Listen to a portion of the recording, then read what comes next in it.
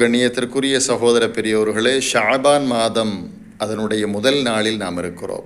இந்த ஷாபான் மாதமும் பெருமானார் ஸல்லல்லாஹு அலைஹி வஸல்லம் அவர்களது கணக்கின்படி, அவர்களுடைய சொற்படி பரக்கத்தான ஒரு மாதம் இல்லையா? இந்த மாதம் வந்துவிட்டாலே மூமின்களிலே பலர் நோன்பு வைப்பதற்கு ஆயத்தமாகி விடுவார்கள். அதாவது ரமலான் நோன்புக்கு தயாராகி விடுவார்கள்.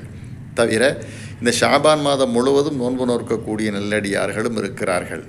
கண்ணியத்திற்குரிய நல்லோர்களே, இந்த மாதத்தினுடைய 15ஆம் இரவு பராஅத் என்று சொல்லப்படுகிற விடுதலை இரவு. ஏன் அதற்கு விடுதலை இரவு என்று சொல்லப்படுகிறது என்றால், நரகவாசிகளில் பலரை அல்லாஹு தாலா விடுதலை கொடுக்கிறான். மட்டுமல்ல, பல மக்களினுடைய பாவங்களை அல்லாஹ் மன்னிக்கின்றான்.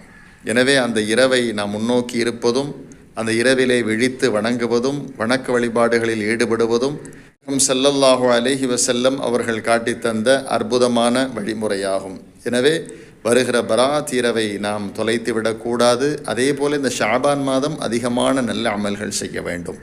அதிகமாக முடிந்தவர்கள் நோன்பு வைக்கட்டும், குர்ஆன் ஓதட்டும், இன்ன பிற தான தர்மங்கள் செய்யட்டும். நமது முன்னோர்களினுடைய பழக்கம் என்னன்னு சொன்னால், இந்த ஷாபான் மாதம் வந்துருச்சு அப்படின்றாலே அவங்க ஜக்காத்துடைய கணக்கு பார்க்க ஆரம்பிச்சிருவாங்க. ஏன்னா அடுத்து வருவது ரமதான். ரமதானில் ஜக்காத்து கொடுப்பதால் ஒன்றுக்கு பல மடங்கு நன்மை கிடைக்கிறது என்பதை கருத்தில் கொண்டு இந்த ஷாபானிலேயே தன்னுடைய சொத்து புத்துக்கள், சேமிப்புகள் இவைகளுக்கான கணக்கு வழக்குகளை போட்டு வைத்துக் கொள்வார்கள். ஜக்காத்துடைய சந்தேகம் வரும்பொழுது உலமாக்களை அணுகி இதை கேட்டு தெளிவுபடுத்தி வைத்துக் கொள்வார்கள். பிறகு அந்த ஜக்காத்தை நிறைவேற்றுவார்கள். இதுவெல்லாம் நல்ல பழக்கத்தில் உள்ளது. எனவே இந்த ஷாபான் மாதத்தை கண்ணியப்படுத்துவோம். வருகிற பராத்தை சந்திப்போம், நல்ல அமல்கள் செய்வோம். அல்லாஹ் கிருபை செய்வானாக.